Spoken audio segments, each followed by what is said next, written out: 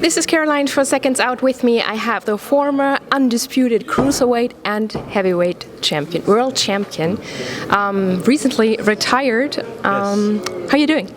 Doing fantastic. All's good. Enjoying the fight tonight. Yeah, I'm busy working for Sky tonight, so it's been fun. What's your opinion on that fight? I think that Joshua struggled in the early rounds, but then took over. Yeah, I agree. I think he fought a guy who came to win. He wasn't fighting someone who was happy to pick up a paycheck or didn't want to get hurt. Alexander Povetkin was willing to risk getting hurt to get the win. He was willing to come forward, throw the big overhand right, left hooks, left uppercuts. He wanted to make it messy. He wanted to make it exciting. And Alexander Povetkin had never been knocked out before. You know, he had 35 fights, only one loss against Vladimir Klitschko on points. That was a long time ago. He seemed like he was up for it. He seemed strong. He seemed determined. He had a very good game plan.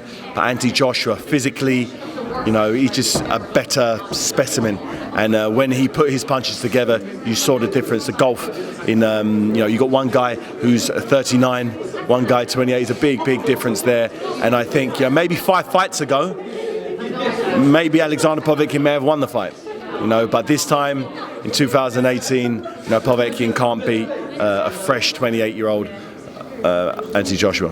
Were you surprised because Povetkin took a couple of shots that didn't even seem to rattle him? He stood there like a Russian mountain. Yeah. Did it surprise you? No, I've always known Povetkin has a fantastic chin. He can take a very good shot. He gets hurt like any other human, but he's got good power of recovery. From the amateurs, I've seen him take good shots.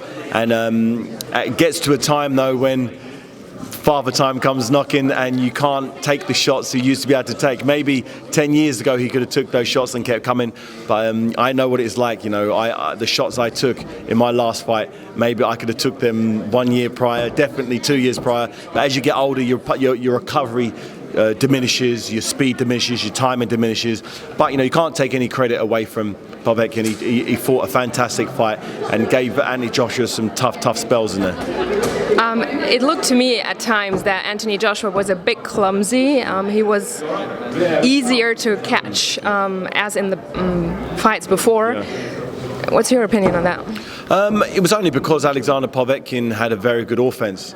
He was throwing the right shots. He was doing the right things, which gave the illusion of Anthony Joshua being clumsy. But you know, he was doing no different this fight than he was the last 5 fights. You know, he was keeping his distance, holding his shape, but Povetkin was punching at the same time.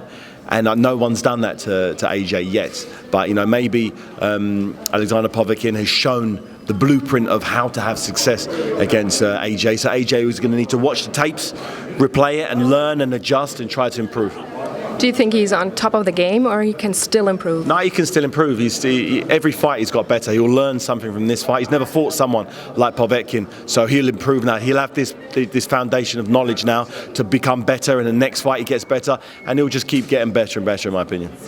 There's another big heavyweight fight out there, Deontay Wilder and Tyson Fury. Do you think it was a smart idea from Tyson Fury to pick that fight?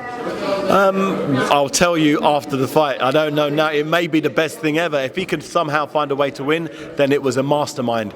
If he gets knocked out in a couple of rounds, then you can say it wasn't the right thing. You don't know what the right thing is until after the fight happens. But in terms of Tyson Fury, he seems confident. He seems ready. He said he doesn't want any more warm-ups. So good luck to him. I hope he can get in the ring and fight a very good fight. What about Tony Bellew and Alexander Usyk?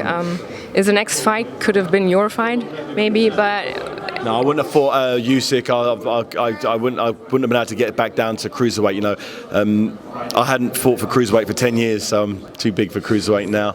But Bellew, I think he has a shot. A lot of people write him off, but I think he's definitely got a shot of winning this fight. He's the underdog. He was the underdog against me.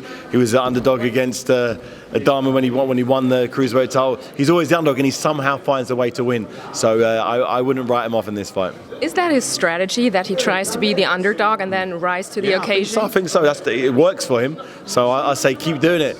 You know, I had a talk with him tonight. He's in good shape. He's looking forward to the fight. He has a solid game plan, and you know, I hope he can really go out there and bring on those belts back, bring the unified cruiserweight titles back to Britain. What's going on in your life? What you're doing after your active career? Some commentary, playing, doing a lot of tennis with my kids and stuff, and been more of a father. You know, I haven't been around so much over the last few years as I've been on this boxing mission. But now that's over, I can spend more time with my family, friends, and just enjoy my life a little bit more. That's good. You deserve it. Thanks very thank you much. very much.